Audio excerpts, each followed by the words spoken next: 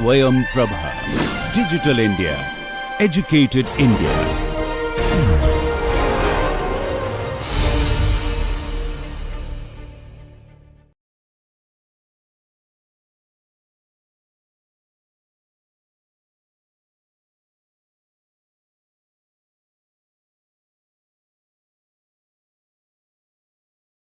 Hello, dear learners.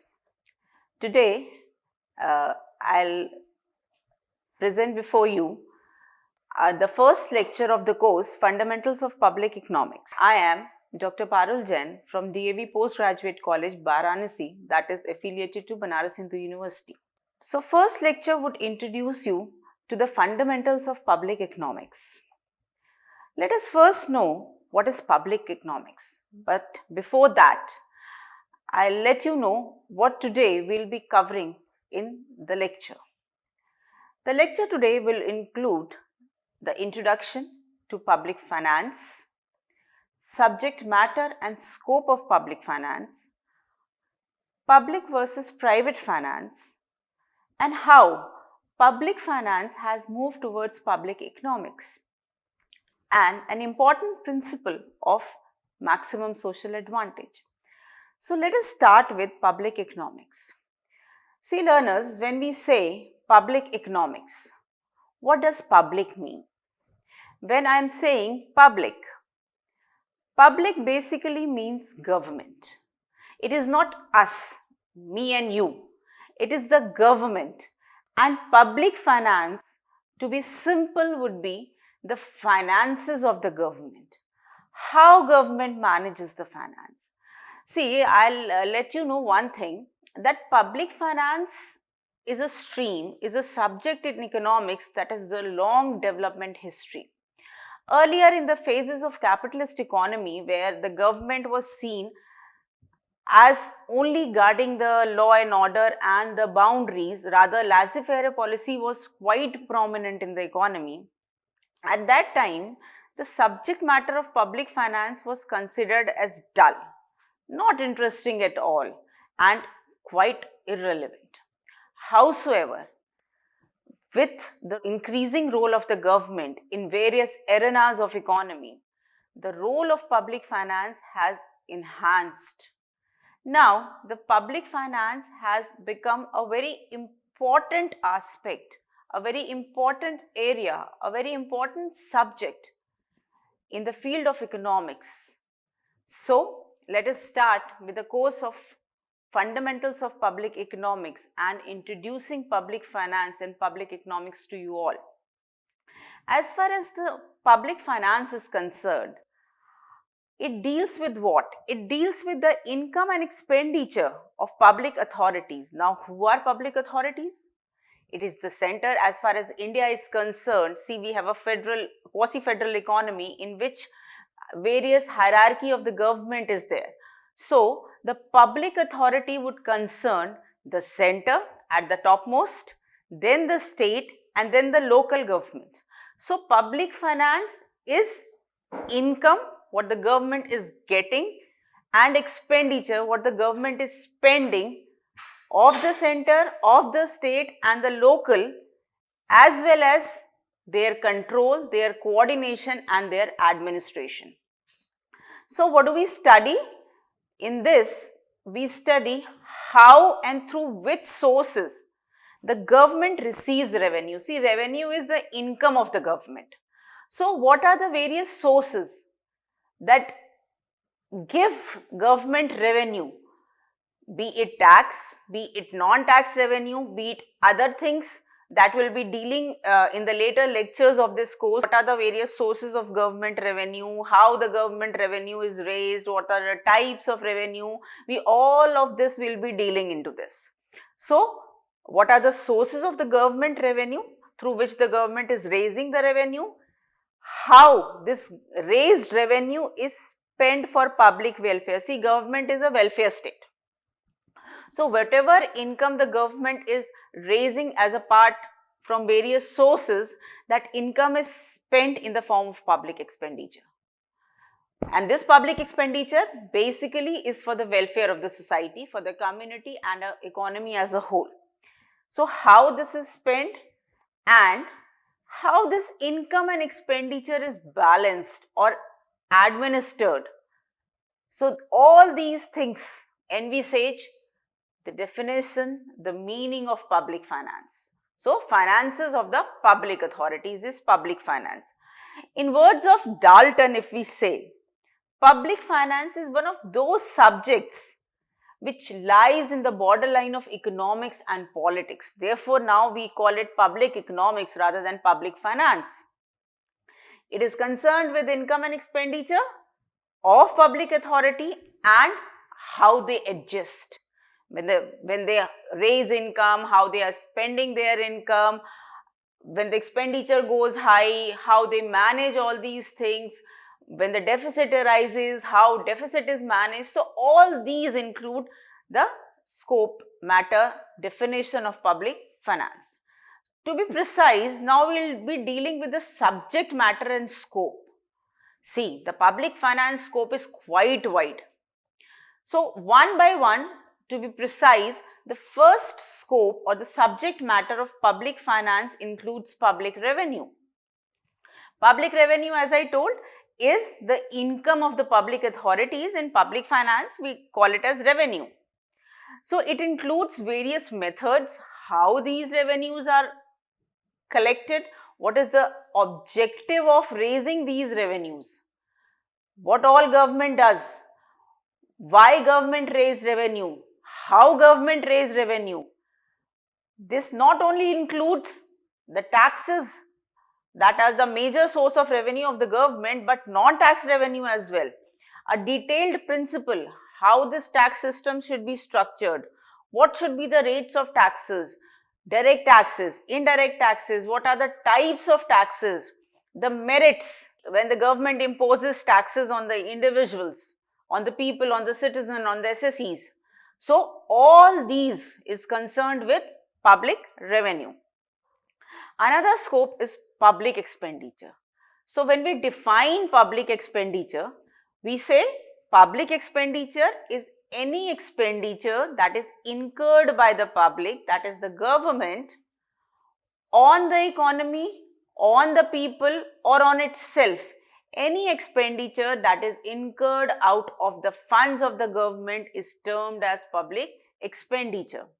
So it deals with, how it is very important, how the government is spending. For the government, how it is spending, what benefits the society or the economy is receiving, what is the welfare cost of a particular activity, what is the objective of that.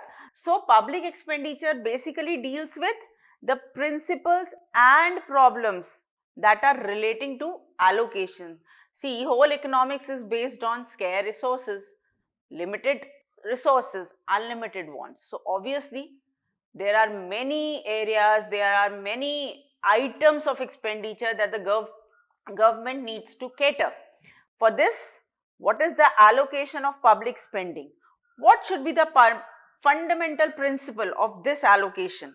Different channels and efficacy of economic fluctuations. Whenever the fluctuations occur in the economy, how government deals with it via public expenditure, how they manage public expenditure, all is included in the scope of public finance.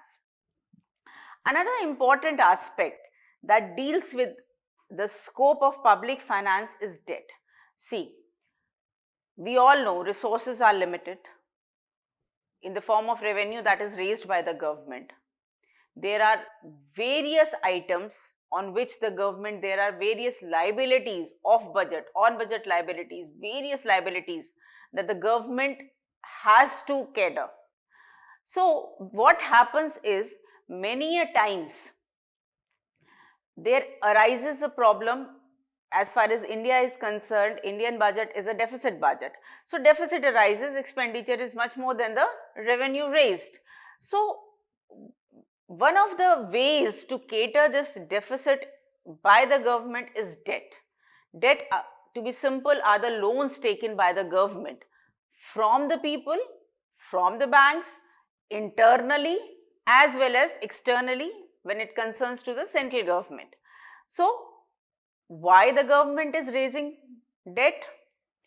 Why government is raising its liability, what are the various methods via debt can be raised, and how the debt should be redeemed. Redeemed means how the debt should be paid off. So, management and burden of this public debt includes in the subject matter of public finance. Financial administration relating to public budgeting, framing of budgeting, the parts of the budget to be presented, fiscal aspects of the budget, how the budget is catered, what are the various votable items, non-votable items, how appropriation is bill passed, sanctioning of budget, auditing of budget, till it becomes the Finance Act. So, financial administration includes all those things. When the government presents its expenditure scenario, when the government presents what would be the tentative revenue that is raised, what has been the past performance of the government, all these are presented in a budget. And then the budget is passed, then sanction is done to the budget, it becomes Finance Act, and then it is implemented and executed in the coming financial year. So, while doing all those things, now the public finance targets for economic growth, stabilization, all the principal fiscal tools that included in the fiscal policy so that the economy is stabilized, the problem of unemployment is reduced, poverty can be dealt with, inequalities can be reduced, all these include in the subject matter of public finance.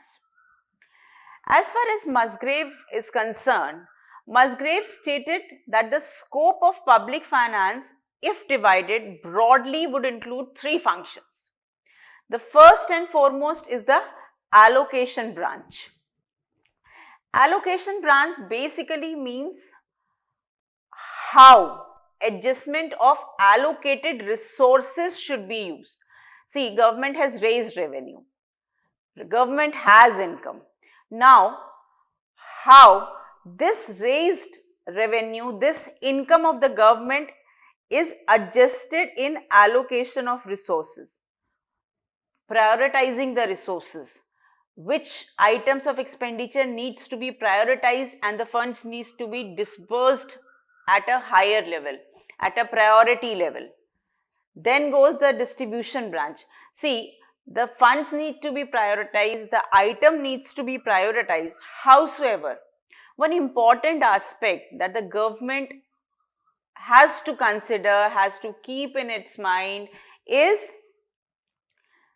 inequalities should not be increased. See, government is giving public good. For example, public good, I'll be dealing in the coming lectures what exactly it is, but public good is one item that is given by the government basically with the objective so that necessary items in the economy, necessities of life can reach to maximum people. So, how the raised income is distributed in the sense adjustment of income and wealth so that inequalities, the gap of inequalities is not further widened up. The target, the objective of the government behind this distribution function is to reduce this inequality gap. And when allocation and distribution function is done properly, then the stabilization can be held. That secures economic stabilization, various economic variables, macroeconomic variables, much fluctuation should not be there in the economy. Government try to administer if the fluctuations are there via these tools, via fiscal policy, via fiscal instruments. So, Musgrave basically said the whole function of the government of public finance can be distributed, divided, categorized into allocation branch, distribution branch and stabilization branch. Fine. So, this was public finance. Now, another term that comes into mind is when there is public finance, there need to be private finance as well. So, private finance, when we talk of, private finance is finances of us, of individuals. as a citizen, what finances we are dealing, as a financial institution, as a group, as a company, what are the various private finances that we are going through. So private finance are the finances of individuals, and public finance are the finances of government authorities. So apart from how they are different, there exist few similarities as well in both the finances. So first, let's just deal with the similarities in public and private finance, because there are some basic variables, basic parameters on which you can say that both the finances are quite similar. So first and foremost is the objective. See, any expenditure, anything that is done by individual or the government is to achieve maximum possible utility. And what is utility? Utility is the want satisfying power of a commodity. So the ultimate objective, be it individual, be it government, behind income, behind any kind of expenditure is satisfaction of wants. We try to satisfy our wants maximum possible. In a similar way, government tries to provide welfare and satisfy the wants of the economy, of the community, of the society to maximum possible extent. Second is the principle of rationality. Rationality means that the consumer, that the individual, that the government who is dealing with expenditure is quite rational. He knows where to spend, how much to spend, when to spend, and what to spend. So, basic care is taken so that the scarce resources, as I have told you, the resources are limited. So, these scarce resources are utilized to its best. We try.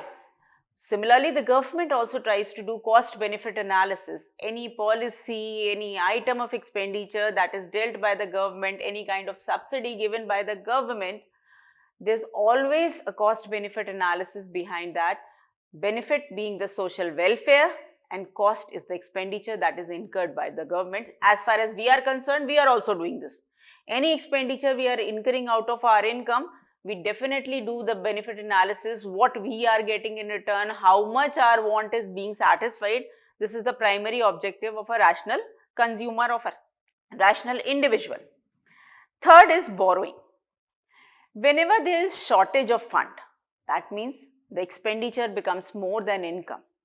Whenever there are deficit, we decide to borrowing. We go for various loans, housing loans, education loan, vehicle loan to banks. We decide on borrowing. Similarly, the government also decides on borrowing when the deficit arises to fulfill its expenditure. We as an individual have a limited scope of borrowing. Government has a wider scope, but borrowing exists for both.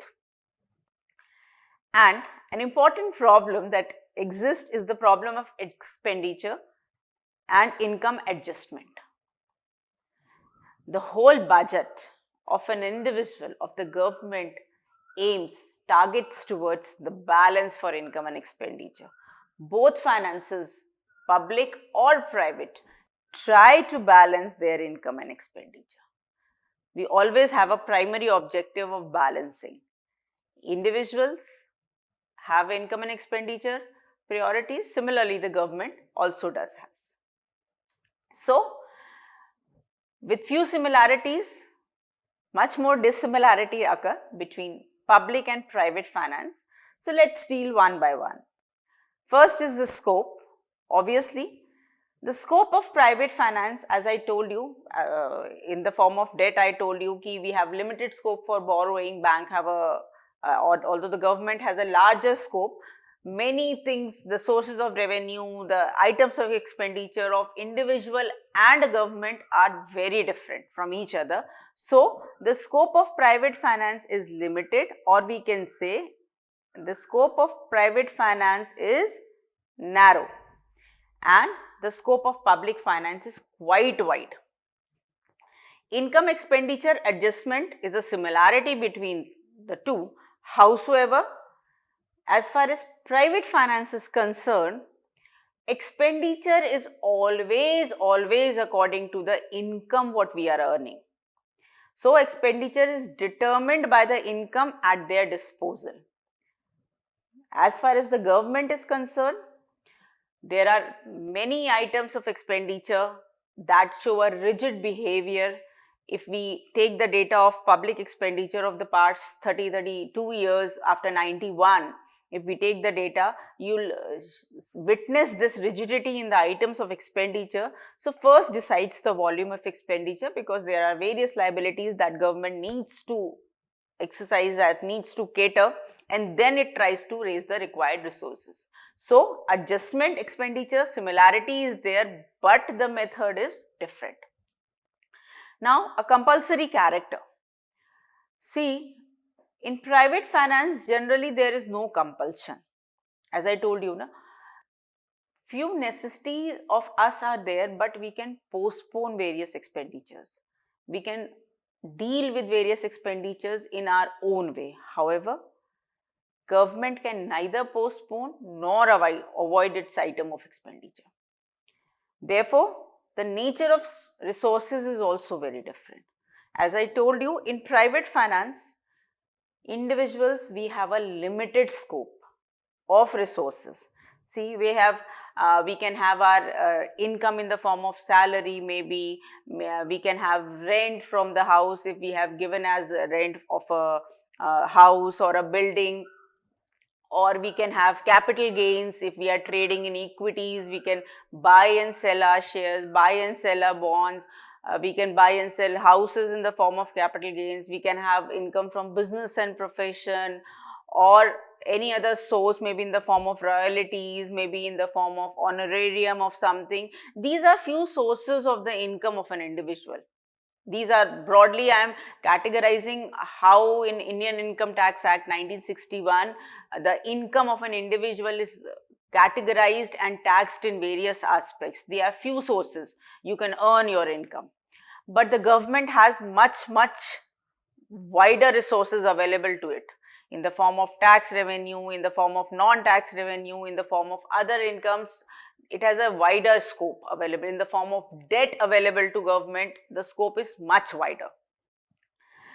And if we talk of coercive authority, we cannot raise the income coercively. We cannot pressurize and raise our income. It is what we earn. Howsoever, if the government wants, it can use force to collect revenue. See, the taxes imposed on us, the taxes which the government impose, we are obliged to pay those taxes. It becomes our responsibility, and should not take it as a force, and we should give government the taxes. What the taxes are imposed according to the rate structure or the tax structure given by the government. As far as budgeting is concerned, obviously the budget of an individual is for a shorter period of time, maybe a week it is there, or 15 days, or a month. Generally we have a monthly budget according to our income and expenditure. So budget is short period. However, normally the government budget is for an year, because we have financial year. It's, as far as India is concerned, the financial year of India is like 1st April 25, if I say, for example, would be next year 31st March 2026. So that is the one financial year that is taken in India. So usually they do not have a surplus budget, and minimum period of their budget is a year. Howsoever, individual has a lesser period. Motive, individual has profit and benefit motive. Whenever we are spending, we want our satisfaction, individual satisfaction, profit should be there. If we are investing in equities, the objective is we should gain profit. If we are selling our house, we want profit for that. Any expenditure that is incurred, we have individual benefits and profit. However, when the public authorities spend, their objective, their motive of expenditure is general welfare. For provision made for future, if we talk of, generally an individual tries and invest in those avenues in which an individual can get a quick or a regular profit. See, some conventional ways we are using, we invest in FDs, we take RDs, we have PPFs, we have all these things. So we want many a times in funds, if we are investing in dividend yield funds at a higher age of later age of us. Generally we want a regular dividend should be given as should come as a part of income. So what happens? Individuals provision made for future is generally in those fields where they can get a regular income or a quick income. But when we take of a view of the government, it generally takes a long-term view of the interest of the society.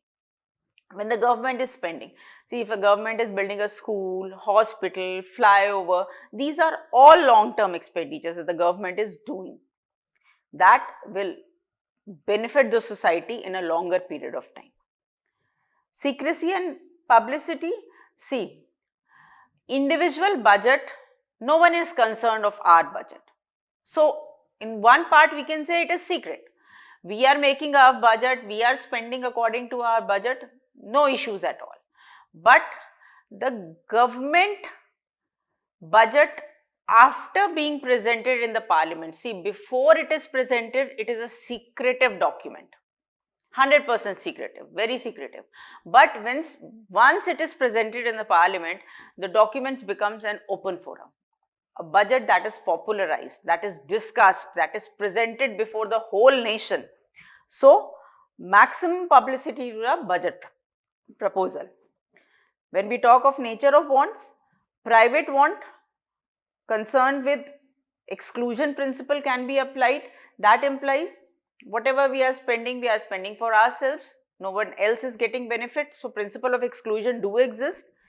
And when the government, public finance is concerned, it is concerned with public want, that maximum wants of the public should be satisfied. So, the public finances of the government.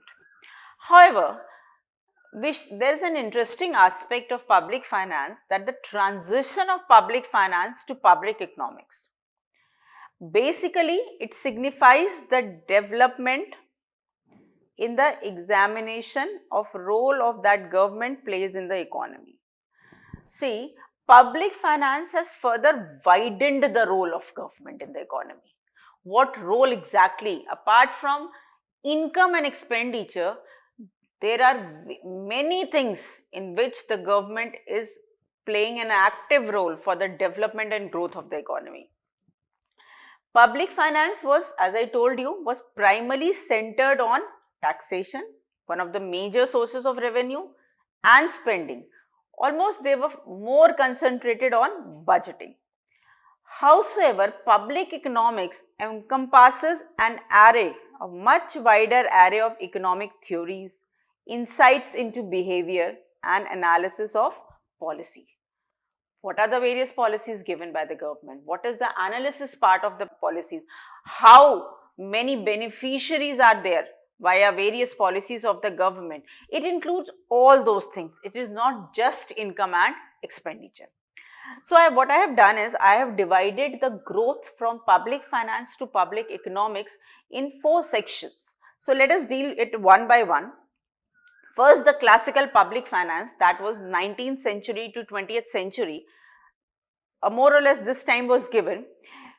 If we see in the words of Adam Smith, Ricardo Stuart Mill, that is J.S. Mill, public finance was largely focused on gathering revenue and its allocation, highlighting taxation. Obviously, when the revenue, it is one of the largest source of revenue of the government, governmental budgets, debts, all essential functions of the government.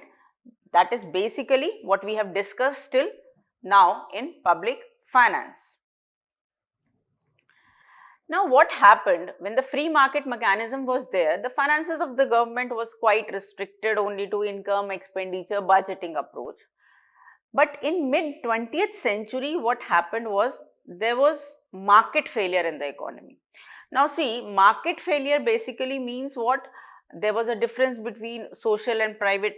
Cost was high, profit motive became the main objective of the capitalist society. Then what happened?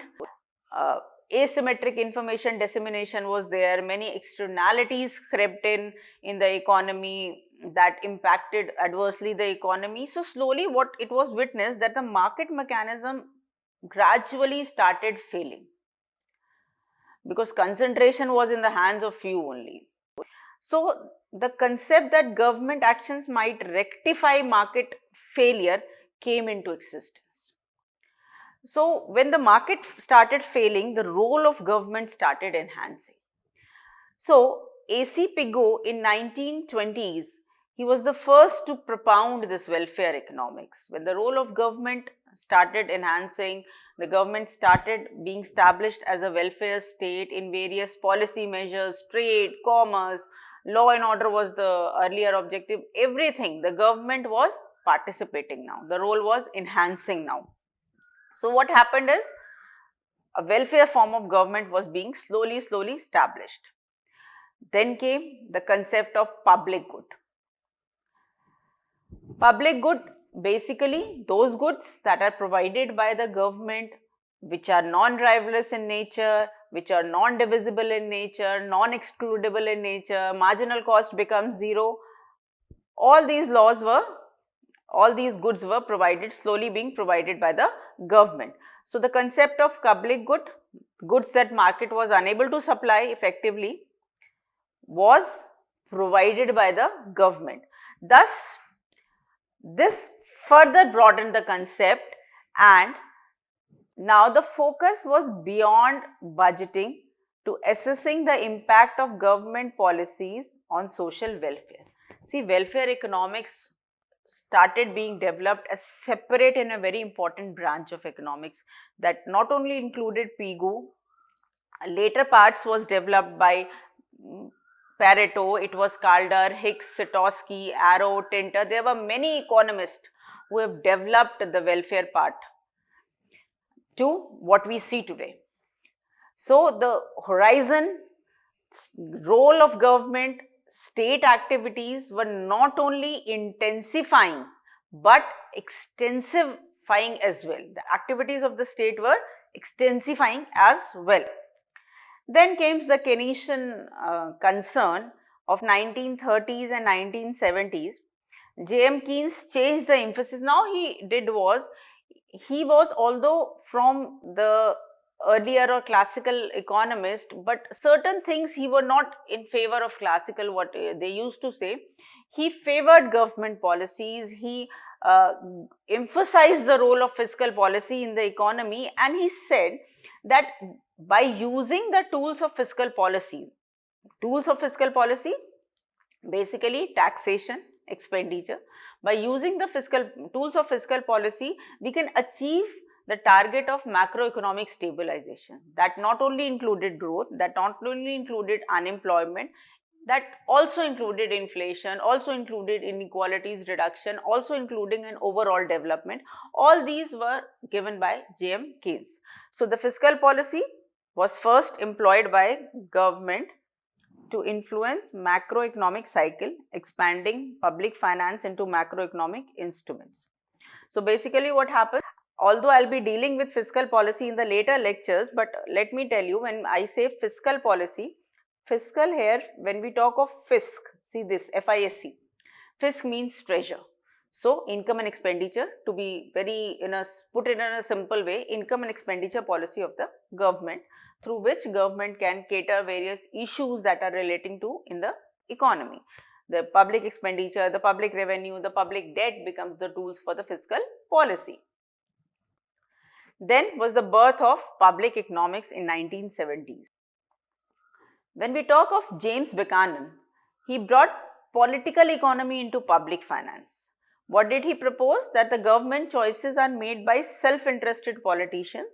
Now the public choice theory was becoming more prominent. Now it is not public finance only, but public finance has merged with the theory of public policy, social choices, distribution, behavior economics, There are various things that has been included and envisaged in the subject matter of public finance. So, as said by Arrow and Sain, who proposed the social choice theory, they said the broadened the scope to cover the fairness of equity and distributive justice. Equity, basically, when we talk of public economics, it means people under similar circumstances are treated similarly and people under dissimilar circumstances are treated dissimilarly. Behavior economics also became an important part. Why so? Because when the government is introducing taxes, taxes has an impact on our income. The disposable income changes with the rate of taxation. That means the real income changes. However, the taxes do have a psychological impact. The taxation policy impacts the psychology of the individuals. I think one of the result of this psychological impact is the evasion that the government is going through in the form of loss of revenue. People are evading taxes, not showing their income properly. So that is one of the psychological impacts. So modern public economics examines what? It not only examines how the taxes should be raised, what should be the method of raising the taxes, but what would be the impact of taxation. If the marginal rate of taxation is kept quite high, how it will impact, whether the impact would be adverse or whether the impact would be a positive one. Which type of tax the rate should be high, which type of tax the rate should be moderate, what should be the slab system. All these, what should be the subsidies, what types of subsidies should be given to the people, what subsidies are further not required and can be withdrawn from the economy, from the budget, or what new subsidy needs to be given to the people. The regulations, government action on economic behavior, equity and efficiency criteria. So, public economics has a wider scope, not only the financial aspect, but the behavior aspect, but the social choice theory, but the public choice theory. The psychological impact that taxation, the expenditure, the debt has on people. All this, all the policy measures of the government are included in the subject matter of public economics. So the scope is much wider. The activity of the government is the horizon of the activities have covered the whole economy. Now, the activity of the government is not in 1, 2 or 3 areas. Every area the activity of the government is concerned. So when we talk of public finance and public economics, quickly let's just clarify what we have discussed.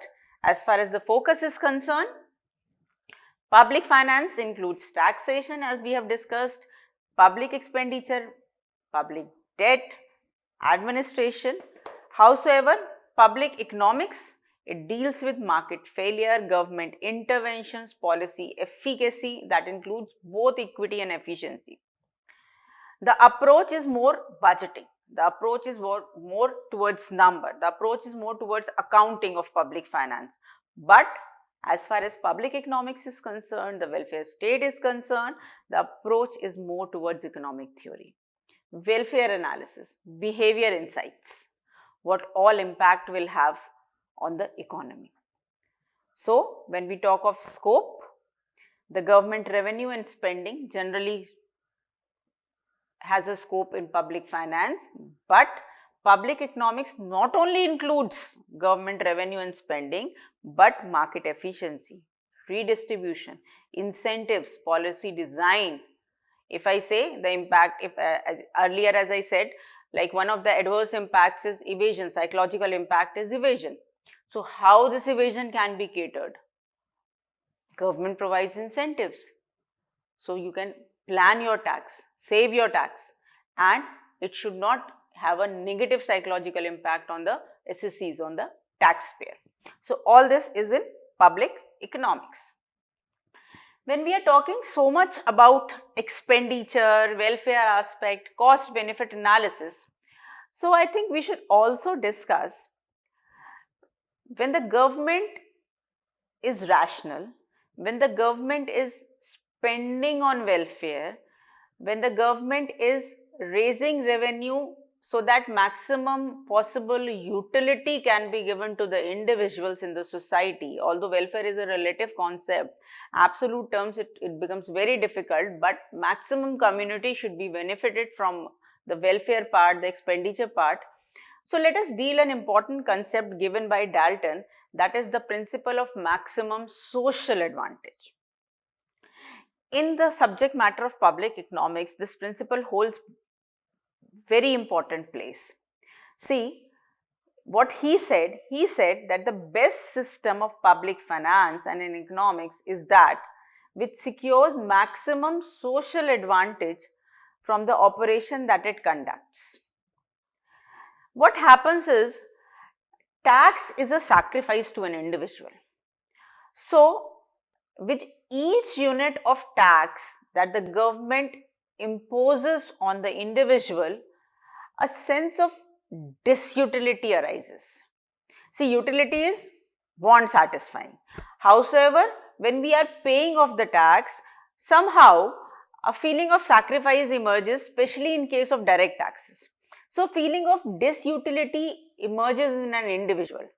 So, it should be so devised that evil effect of tax are eliminated and the expenditure done by the government gives maximum social advantage. So, whenever the units of tax are increasing on an individual, as each unit increases, the marginal sacrifice increases, and in relation to this, the benefit that is received by the individual because of the public expenditure, it starts diminishing.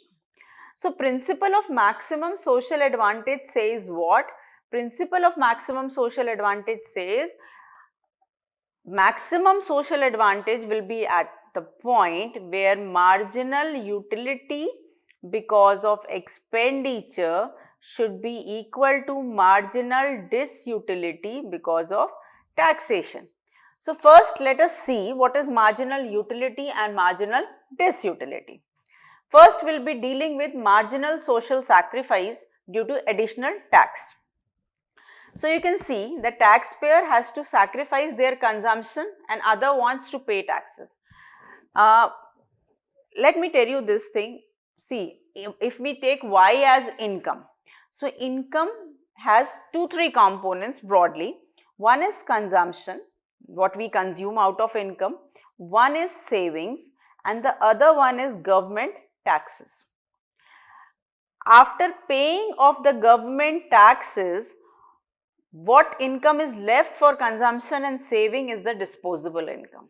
So, if the money income, the nominal income is not increasing and the government increases taxes, so what will happen? Suppose if I have an income of say rupees 100 and out of this rupees 100 I was using as 60 rupees on consumption, I was using 20 rupees on saving and the remaining, or I'll say ki 60 rupees on consumption and 30 rupees on saving and 10 rupees was taxes and the government increases the taxes to say 20 rupees.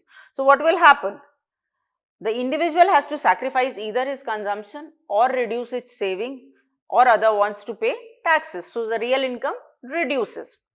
So, with each and every increase in tax, the additional sacrifice goes on increasing. If on x axis we are taking amount of tax and y axis we are taking marginal social sacrifice, so we get an increasing curve. With every increase in amount of tax, the marginal social sacrifice increases.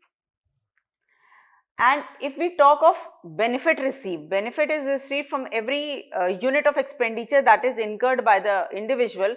So, as Dalton said, as more and more money is spent on the people by the government, the total benefit increases, but every additional expenditure leads to marginal social reduction in marginal social benefit because we get acclimatized. So, individually if we say overall benefit would be witnessed as increasing, but with each unit, with change in each unit of expenditure, there would be a diminishing trend in marginal social benefit. See, if we make a schedule of the same, what do we see? Number of units of tax and spend in one column, marginal social sacrifice and marginal social benefit. We can represent the same thing with a schedule, as each amount of tax is increased or expenditure is increased in the form of, see, 1, 2, 3, 4, 5, 6, 7, 8 I have taken.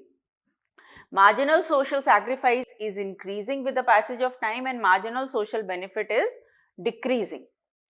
So,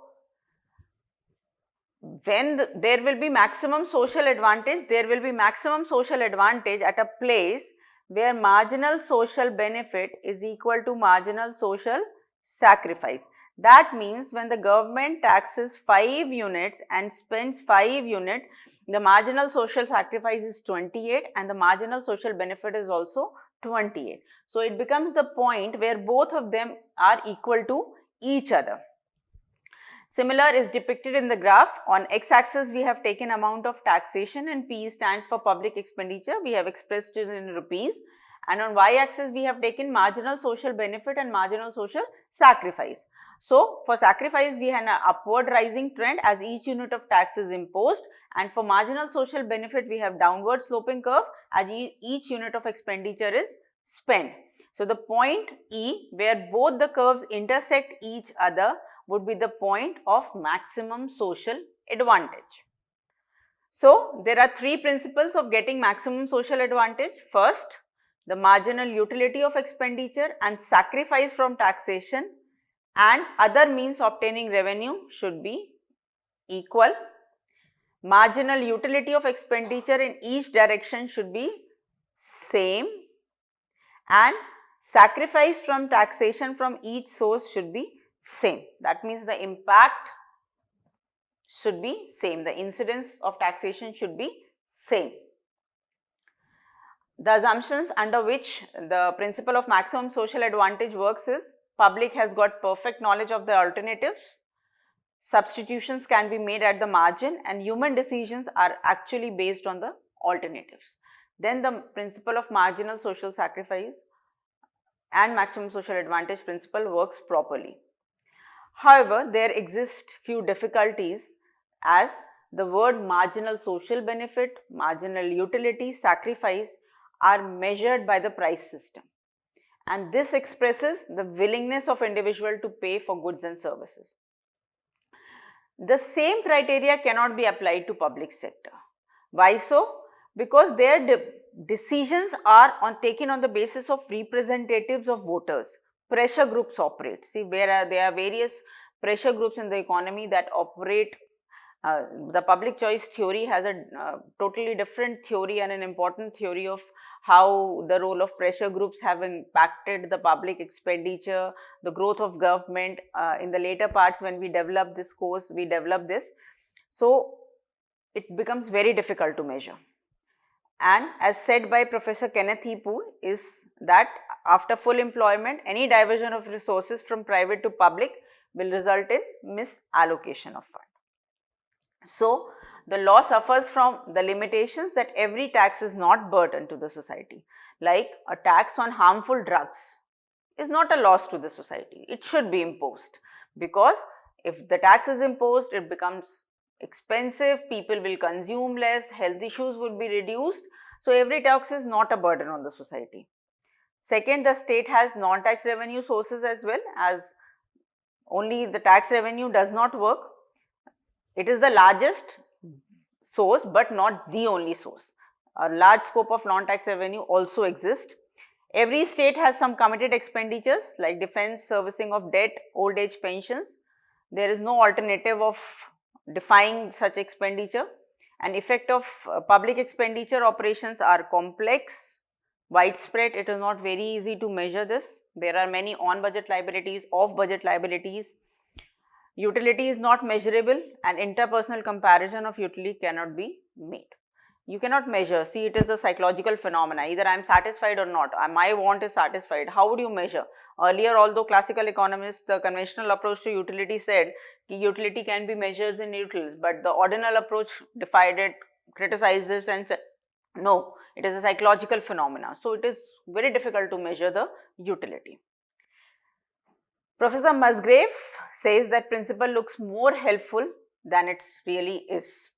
And Hicks tries to find out satisfactory solution through compensation principle. As I told you, there is a separate branch of economics wherein the welfare is developed by Calder, Hicks, Sitowski. Compensation criteria was there.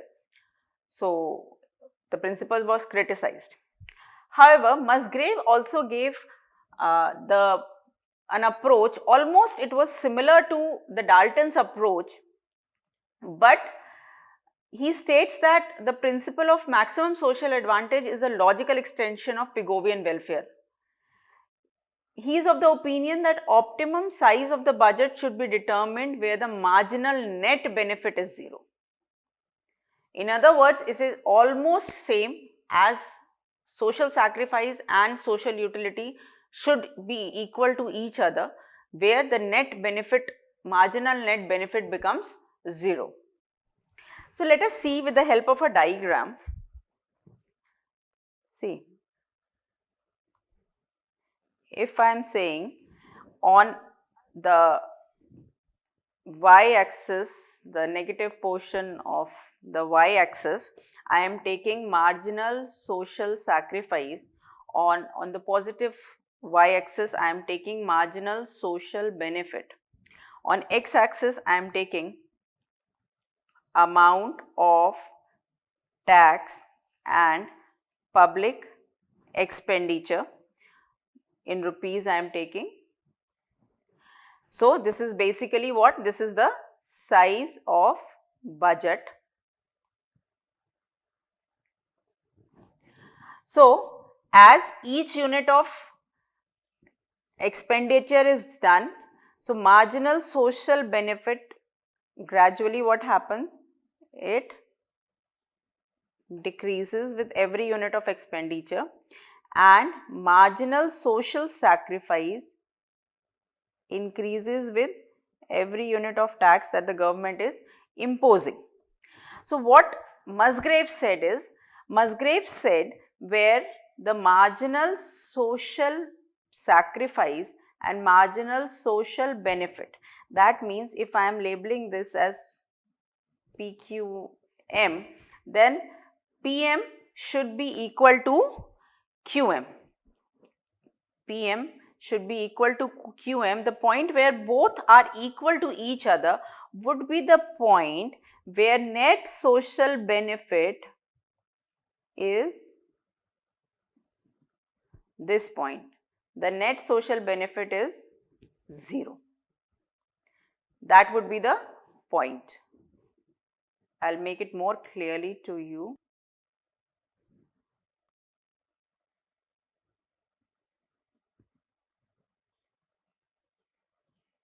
So, where PM is equal to QM would be the point of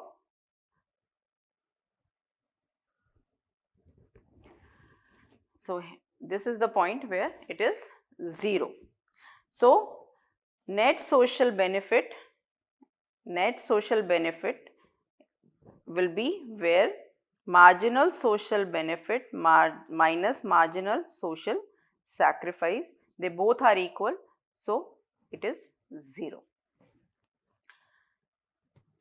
So the three fundamental principles in Musgrave principle, where the budget operates is marginal social benefit of public expenditure and marginal social sacrifice is equal to each other. The resources of state should be distributed on different heads so that the marginal returns of satisfaction from each is same, and tax burden should be so distributed that marginal social sacrifice of taxation of each taxpayer should be same. That means the principle of equi-marginal taxation should be implemented. Now, a question arises that whether the principle is working or not. So, they suggested an objective test of social advantage that includes 3 items. First is the political test. Political test basically means the maintenance of law and order, what is the judiciary doing, how much faith people have in the ideologies of public authorities. That means preservance of community, a confidence in the community. The community should have the confidence in the public authorities, should promote the economic life of the citizen. Then the social advantage principle is working. If there is improvement in production, improvement in distribution, that means the glaring inequalities are reducing. That means the economic test is working, principle of social advantage is working. If provision of future can be made, the people are investing, there is financial literacy, there is stability, government is trying measures to reduce unemployment, although full employment is not an ordinal condition of an economy, but the methods for achievement, the policies for achievement of full employment do exist. People believe in that. That means the principle of social advantage is working. So this was the principle of social advantage. However, there are certain difficulties if we look into this. That means it is very difficult to make a comprehensive estimate of the resources that the government will raise and will spend. See, always it's an estimation when the government is presenting a budget, what will be the proposed expenditure and estimated revenue that the government can raise. What will be the optimum point of social welfare? As I told you, welfare is not an absolute concept, it is a relative concept. So determining the optimum welfare becomes very difficult. Furthermore, point of welfare is an elusive concept, not clearly stated, very difficult for the state to measure and balance the marginal utility and marginal disutility, because always when we are giving as tax, more sacrifice we are including, and when the government spends, we think like, oh, we are paying tax, so the government is spending, so what? So the psychology that governs the citizens, that governs the individual, many a times makes it difficult to balance between utility and disutility. So learners, this was your introduction to the subject matter of public finance. Moving to public economics, principle of maximum social advantage. You can enhance your knowledge of public finance. These are few suggested readings from my side, that is R.A. Musgrave and P.B. Musgrave's Public Finance and Theory. Then you have Public Finance and Price System, that is Browning and Browning.